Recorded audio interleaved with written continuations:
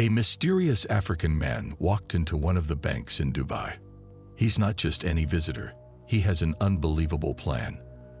With smooth talk and an air of mystery, he quickly becomes a close friend of the bank manager. Then, out of nowhere, he drops a bombshell. He claims he's a wizard who can double money using jinn and black magic. This sorcerer, with his persuasive charm and enigmatic aura, doesn't just win over the bank manager's trust. He turns him into an unwitting accomplice. The manager, spellbound and captivated, facilitates the transfer of a staggering sum, $242 million. But the African sorcerer's tale doesn't end there. He journeys to America, where he begins lavishly spending his newfound fortune. He indulges in every whim: luxury cars, opulent houses, exquisite jewelry, and the company of beautiful women. He seems untouchable, living a life that most can only dream of. However, things take a dramatic turn. His flashy lifestyle catches the wrong kind of attention, and soon he's caught up in a messy legal battle with the US government. This story is among the most astonishing and peculiar stories you will ever hear. It's a narrative of fraud operating on an entirely different level. So, make sure to watch it to the end. Today, we're delving into a truly peculiar story. Some might think it's a work of fiction or embellished with lies, but this story is grounded in reality, without any exaggeration. American court cases confirm the story's reality, along with testimonies from lawyers and substantial evidence. We'll explore all these details in this video. Our protagonist is a man named Babani Sissoko from Mali. The events date back to 1995, when Sissoko went to Dubai, which was and still is a major tourism and economic hub in the region, attracting people from various countries and ethnicities to establish businesses and trade. However, upon his arrival in Dubai on a business visa, Sissoko went to the Dubai Islamic Bank, one of the largest banks in the city. He went straight to the main branch and insisted on meeting the bank manager, Mohammed Ayoub. The employees were surprised. It's not usual for someone to walk in and demand to see the bank manager immediately. Despite this, Sissoko persisted until he got a meeting with Ayoub. When Ayoub inquired about the purpose of his visit, Sissoko requested a car loan. Typically, certain criteria are needed for a loan, like having a job or a steady income, which Sissoko didn't have, especially as a recent arrival in Dubai. However, he somehow convinced Ayoub to grant him a car loan without any collateral. Afterward, Sissoko thanked Ayoub and invited him to his apartment for dinner. Initially, Ayoub was hesitant, but Sissoko insisted, and to persuade Ayoub to visit his apartment and accept the dinner invitation, Sissoko tantalized him with a promise of showing him something extraordinary and unique from his culture, a marvel he had never seen before, assuring Ayoub he wouldn't regret it. Ayoub's curiosity was piqued, especially in the 1990s, when tales of magic and jinn were more mystical than today, and people were more fascinated by and believed in them. Eventually, Ayoub agreed to the invitation. In the evening, Ayoub arrived at Sissoko's apartment. Sissoko welcomed him, and after some initial conversation and hospitality, Sissoko led Ayoub to a dark, smoke-filled room, resembling something from another world, filled with various objects. There, Sissoko revealed that he was a sorcerer capable of using jinn to double any amount of money. Meaning, if Ayoub brought any amount, Sissoko claimed he could return twice the sum. Ayoub, listening intently and observing the room, seemed to be drawn in by this strange and curious world. To make a test, Ayoub called a relative to bring 100,000 dirhams, or approximately $25,000. When the money arrived, the bank manager handed it to Sissoko, and they both entered the dark room, which truly resembled a sorcerer's chamber. In the center of the room, Sissoko sat down with the money in front of him, while the bank manager stood and watched. Suddenly, music began to play throughout the apartment. Sissoko threw a substance into the censers, causing the smoke and incense to increase significantly. He started chanting in strange tones, swaying his body from side to side. Then, unexpectedly, The electricity in the apartment went off, plunging everything into darkness. Moments later, a loud noise came from an adjacent room, and a door burst open. A man ran out, screaming about a jinn that had appeared and attacked him. The bank manager was bewildered and didn't know what to do. Sissoko laughed and told him not to worry, explaining that such occurrences were normal, but the jinn might be uncomfortable with his presence as a stranger. He advised Ayub to leave the apartment for a while until the money doubling process was complete. The manager, now scared and confused by what he witnessed, obeyed and waited outside, hearing sounds of music, movement inside the apartment, and even thunder, lightning, and smoke seeping from under the door. After a while, the commotion inside the apartment subsided, the noises ceased, and the door opened. Sissoko, standing at the door, invited the bank manager back in. The manager entered to find the apartment filled with smoke, but the first thing he noticed was the money on the table. Sissoko pointed to the cash and told the manager, "Here is your money, doubled. You gave me 100,000, and now it's 200,000. The manager approached the table, incredulously handling the money. It indeed seemed like the amount had doubled, 200,000, precisely twice what he had given Sissoko. At this moment, the bank manager, Mohammed Ayub, was utterly convinced by the act. Sissoko's performance, possibly with the help of accomplices, had him firmly believing in the sorcery and not harboring any doubts. It's worth noting that this money-doubling trick was a common scam in the 1990s, particularly executed by individuals of African nationalities. Ayub fell into the trap, genuinely believing that Sissoko was a sorcerer who could double the money. This belief led him to start transferring substantial sums to Sissoko regularly. He opened a special account in the bank for Sissoko and continued to transfer money into it. Here, the story takes an even more illogical turn. Despite transferring millions from the bank's funds to Sissoko, the money never came back doubled. Ayub just kept making one transfer after another, all from the bank's money.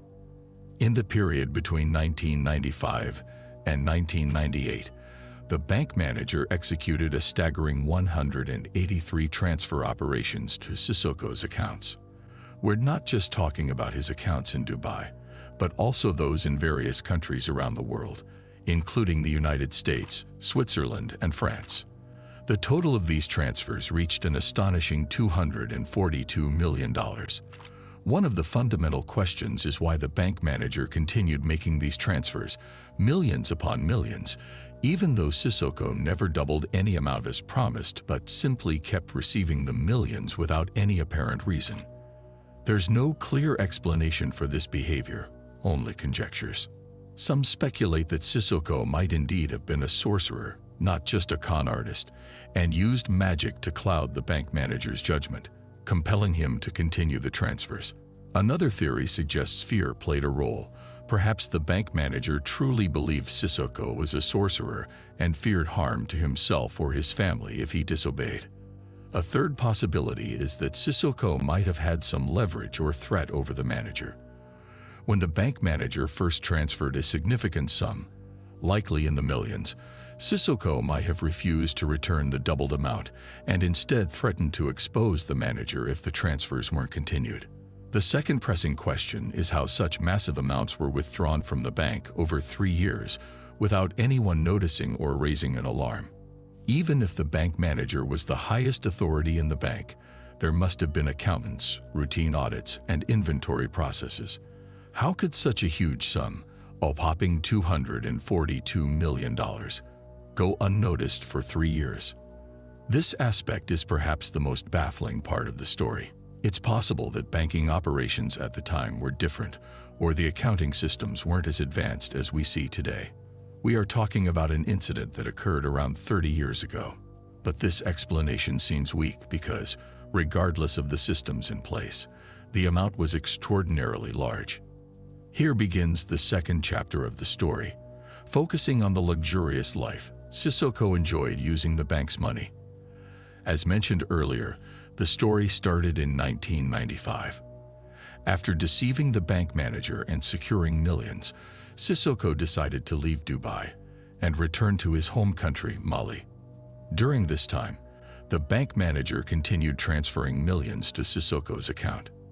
Sissoko spent several months in his home village of Dabia in Mali, which, like many villages in the region, was impoverished. He was showering the villagers with gifts and money and initiating various projects.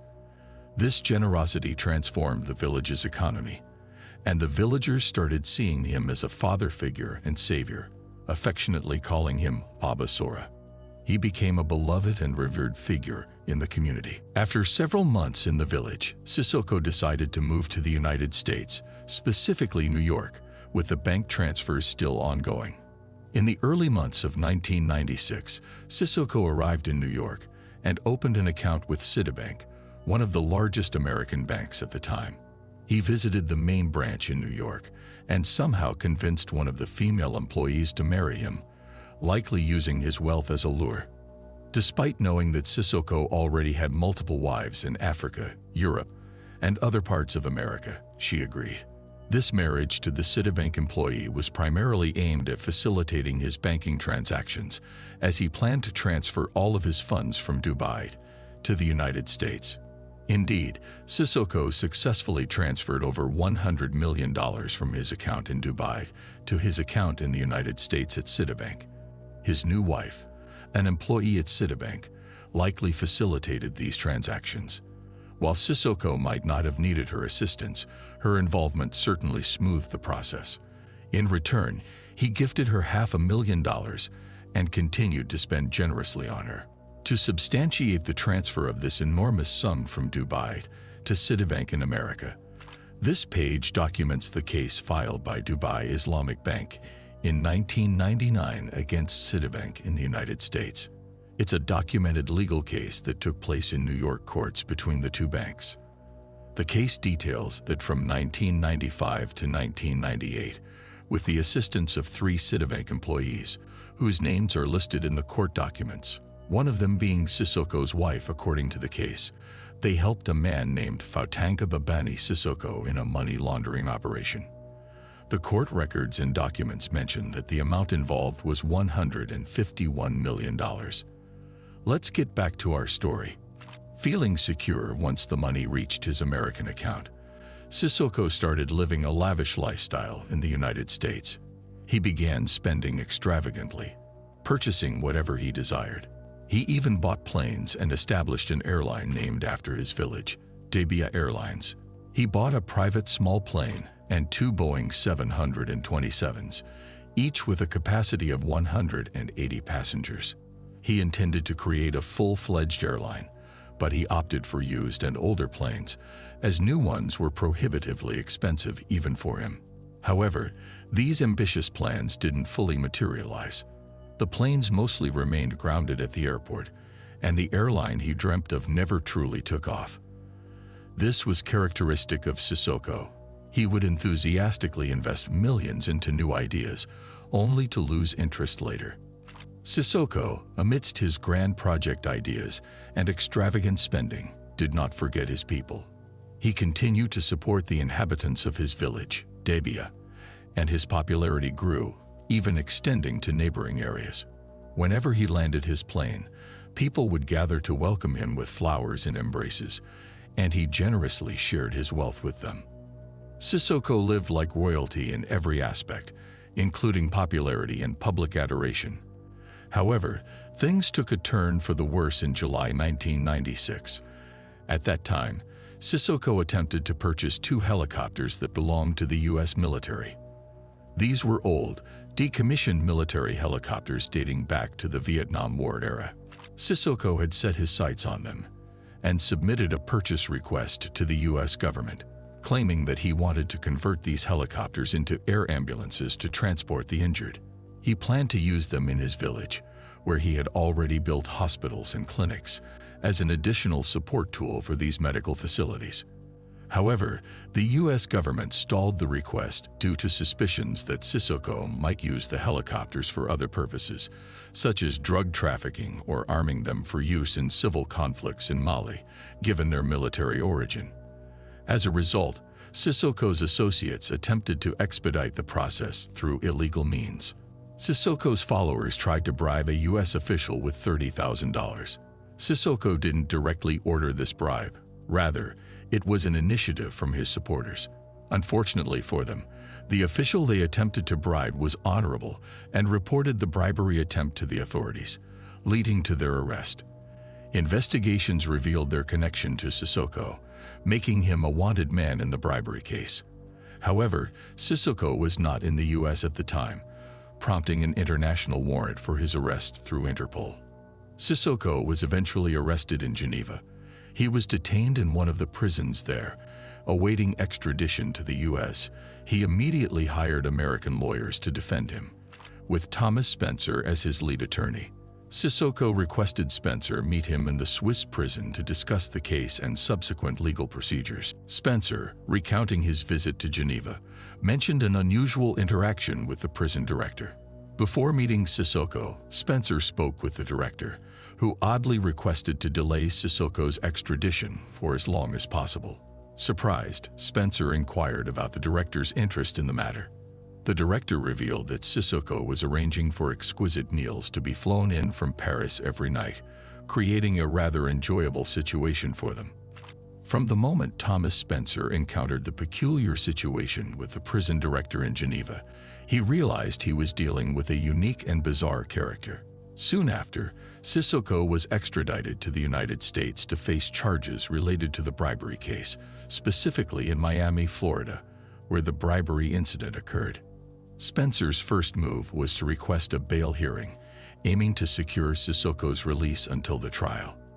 However, the U.S. government and the prosecutor strongly opposed any bail, fearing Sissoko might flee due to the ongoing investigations into his activities, which they suspected involved more than just the bribery case. Despite these concerns, Sissoko rallied significant support for his bail hearing.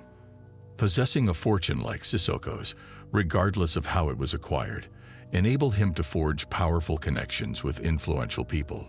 He leveraged these relationships to garner support at the bail hearing. His lawyer presented numerous diplomats and high-profile individuals from various embassies and positions who testified on his behalf. The judge even noted in the court record that he had never seen so many diplomats in a courtroom before. These testimonies portrayed Sissoko as a respected and prominent figure, bolstering his lawyer's argument that Sissoko was a man of stature in the community and unlikely to flee. Furthermore, his legal team assured the court that Sissoko was prepared to pay substantial bail to guarantee his presence at the trial. The judge, feeling immense pressure, especially from the prosecutor and government, who were adamantly against granting Sissoko bail, decided to set an extraordinarily high bail amount unprecedented in Florida's courts. The bail was set at $20 million, an amount the judge believed to be prohibitive, assuming Sissoko wouldn't be able to pay it. However, after consulting with his defense team and understanding the situation, Sissoko surprised the court by agreeing to pay the bail. The bail was paid, and Sissoko was released. One of the first things he did after his release was to gift his lawyer and the defense team 7 cars. The lawyer and his assistants were astounded. It was the first time a client had given them such extravagant gifts, especially considering that Sissoko's trial was still pending. All they had achieved so far was to get him released on bail until his trial date. Sissoko was required to remain in Miami until this trial, but that wasn't a problem for him. During this period, he embarked on an unrestrained spending spree. His associates described how he would enter a jewelry store and make purchases worth $500,000 in a single visit. Car dealership employees also reported that he was buying 2 to 4 cars every week. Moreover, he married several women, possibly more than 10, just in Miami. He rented over 20 apartments, each for a different wife. Meanwhile, the Dubai Islamic Bank's manager continued to transfer money to him. Sissoko had credit cards from the bank, with no spending limits, and any debts accumulated on these cards were canceled by the bank manager, elude, as if they never existed. The question of why the bank manager continued to do this remains a mystery. Was he truly under a spell, threatened, or scared? It's an intriguing puzzle. While in Miami awaiting his trial, Sissoko didn't forget the importance of philanthropy to improve his public image and gain people's sympathy and support, which he hoped would help him in court. He would go to the streets of Miami, visiting impoverished areas to donate to the poor and homeless, providing them with food and clothing. The media documented these acts of kindness to boost his reputation. On one occasion, Sissoko helped a school music band needing funds travel to New York to participate in the Grand Thanksgiving Day Parade. He donated $300,000 to the band, much more than they required for the trip. In gratitude, the band performed a special musical piece for him to express their appreciation. Sissoko was working on improving his image in Miami society, believing it would ease his upcoming trial. In March 1997, the trial for the bribery case related to the purchase of helicopter aircraft began. His lawyers advised him to deny the charges, especially since recorded conversations showed Sissoko instructing his men to expedite the helicopter's acquisition without breaking U.S. law. Contrary to his lawyer's advice, Sissoko confessed to the crime in court, taking full responsibility for the bribery case. His lawyers were perplexed by his decision, and his main lawyer, Thomas Spencer, was even angry.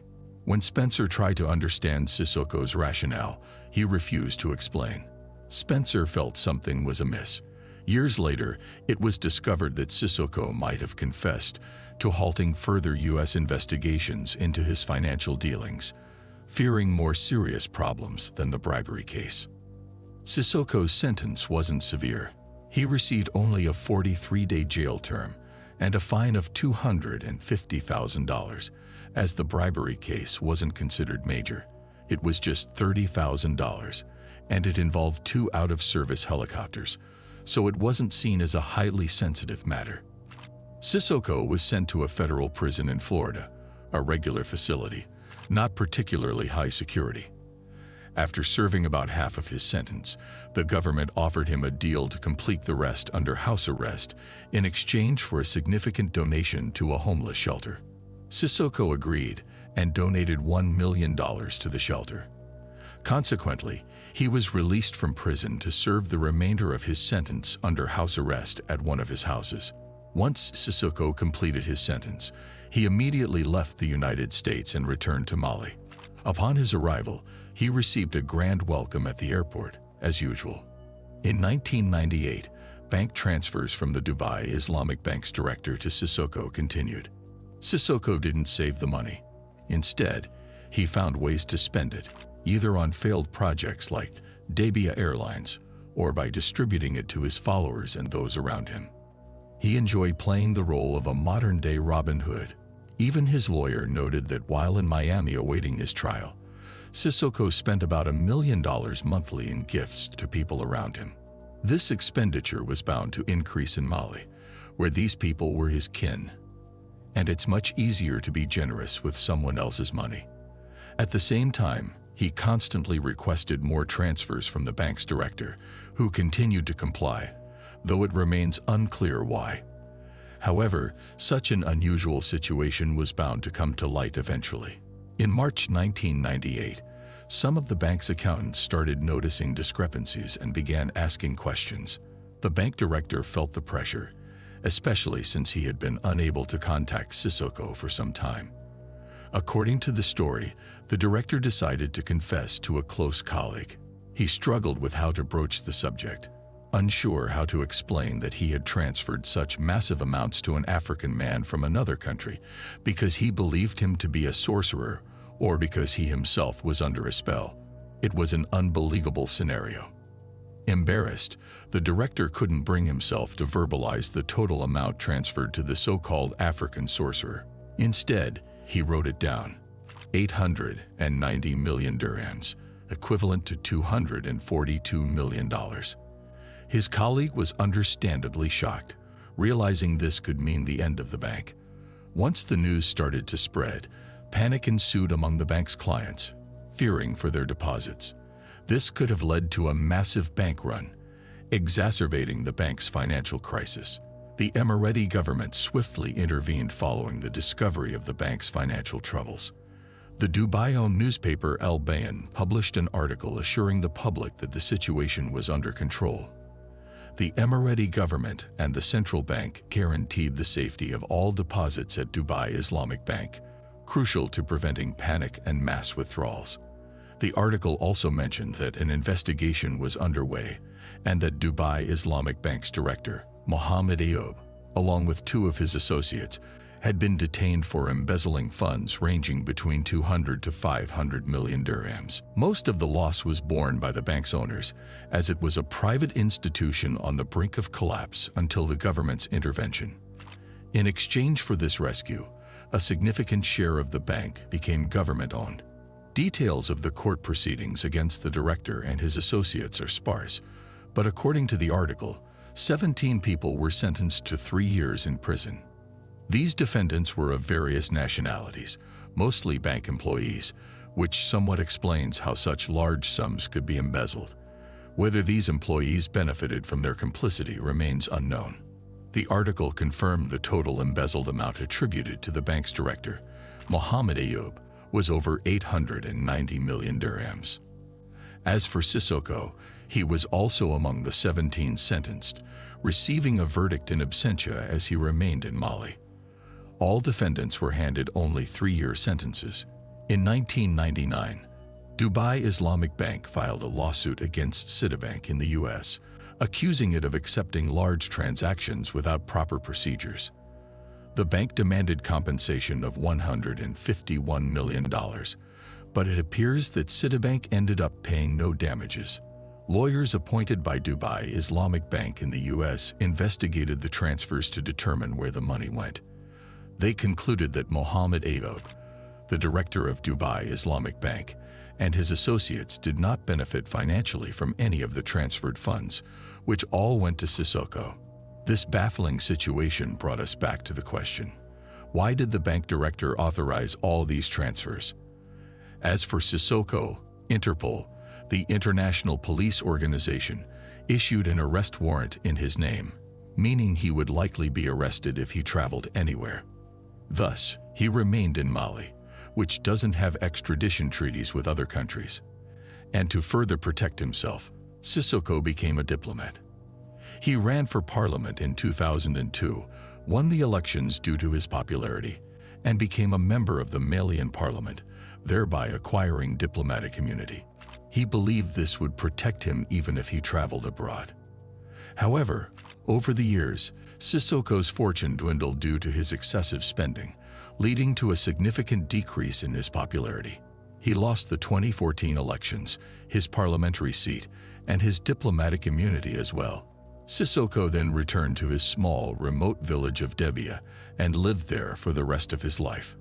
In 2018, a BBC reporter managed to reach Dabia, find Sissoko's house, and convinced him to participate in an interview, the only one he ever gave. Unfortunately, Sissoko's interview wasn't very enlightening and failed to answer the intriguing questions we had. Sissoko didn't speak much and didn't provide clear details about the whole affair. The key takeaway from the interview was Sissoko's admission of once possessing a vast fortune, claiming at one point to have had a capital of $400 million. However, he only embezzled $242 million from the bank. Where did the additional millions come from? There are two possibilities. Either Sissoko exaggerated his wealth, or he was involved in other unknown scams. Many lean towards the latter and doubt that the Dubai Islamic Bank scam was his only operation. When asked about the current whereabouts of the money, Sissoko simply said he had spent it all. When the interviewer questioned him about the Dubai Islamic Bank case, he evaded the topic, almost denying it and stating that his only interaction with the bank was for a car loan.